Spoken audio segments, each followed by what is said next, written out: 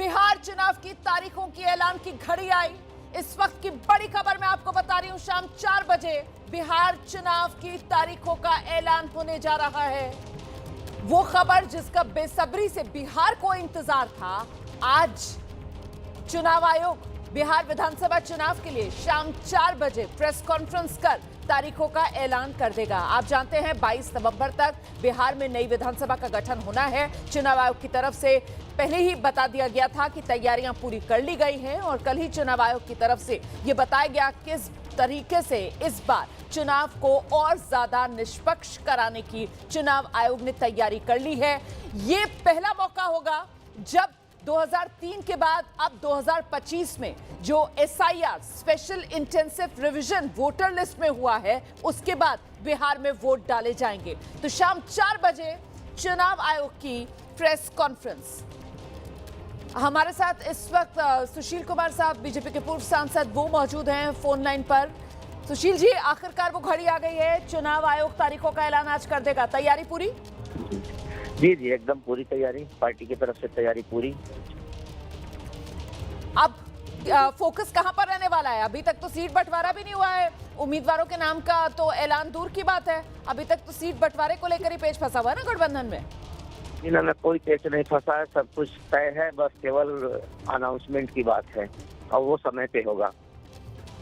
कल मुलाकातों का दौर चल रहा था, उपेंद्र कुशवाहा से मुलाकात हो गई, मांझी साहब से मुलाकात हो गई, चिराग पासवान के साथ तो हम लोग इंतजार ही करते रह गए, तस्वीर ही नहीं आई। वो तो चलना है ना, अभी तो मुलाकातों का दौर चलेगा ही। हाँ। और सब कुछ सारी चीजें एनडीए में अपने सही जगह पे है, कहीं कोई जिच नहीं है, कहीं कोई विवाद नहीं है। चूंकि हमारा बहुत पुराना अलायंस है और जो नए लोग भी जुड़े हैं, सब लोग हम लोगों के साथ चाहे या तो पहले रह चुके हैं, ये बहुत पुराने मित्र हैं, अलाई हैं। तो कहीं कोई जिच, कहने का मतलब एनडीए में कहीं कोई जिच नहीं है, कहीं कोई विवाद नहीं है, सब कुछ बड़े अच्छे वातावरण में सब कुछ तय होगा। बीजेपी की तरफ से दिया गया था चुनाव आयोग को बैठक में कि साहब आप ज्यादा चरणों में नहीं बल्कि 2 चरणों में करा लीजिए बिहार के अंदर चुनाव। बड़ा राज्य है महाराष्ट्र, वहां तो एक ही चरण में वोटिंग हो जाती है, तो वही चाहते हैं आप लोग कि कम चरणों में बिहार में विधानसभा चुनाव के लिए वोट डाले जाए? जी जी, हमारी पार्टी ने भी डिमांड किया है कि हम 2 चरणों में चाहते हैं और कुछ लोगों ने उससे भी कम चाहा है, लेकिन ये निर्णय तो, अंतिम निर्णय तो चुनाव आयोग को लेना है। बाकी राज्य में कानून व्यवस्था की स्थिति की समस्या कुछ नहीं रही, तो बाकी सारे इंतजाम हैं और यहाँ इस बार के बिहार विधानसभा चुनाव में आपको क्या लगता है सबसे बड़ा मुद्दा क्या रहने वाला है? यहाँ मुद्दा जो हम लोगों की तरफ से है वो मुद्दा सकारात्मक है, वो पॉजिटिव है, वो विकास का है।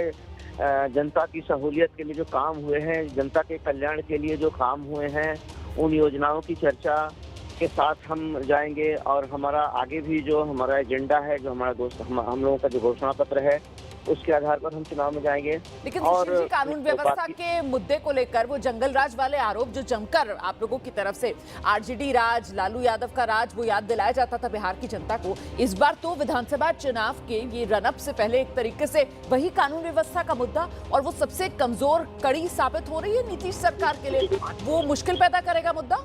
नहीं, कोई मुश्किल पैदा नहीं करेगा और ऐसी कोई स्थिति है भी नहीं।